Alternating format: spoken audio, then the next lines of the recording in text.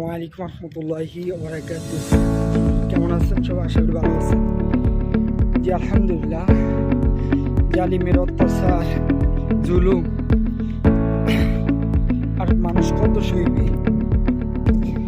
আলহামদুলিল্লাহ, ফেরাউন টিকতে পারে নাই, নমরুদ টিকতে পারে নাই, এই জালিম সরকার টিকবে? আপনারা কি মনে করছেন? ভাই আল্লাহ পাক ছাড় দেয় কিন্তু ছেড়ে দেয় না। তো আলহামদুলিল্লাহ, আল্লাহ শুকরিয়া, আল্লাহ দরবারে যে স্বৈরাচারের যে পতন হয়েছে। কিন্তু ভাই পতন হয়েছে ঠিক আছে, কিন্তু আমরা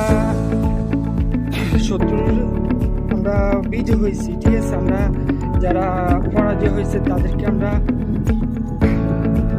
মাফ করে দেবো ঠিক আছে, তাদের আমরা প্রতিশোধ দিব না। তাহলে এটা কি আমাদের জয় হবে না?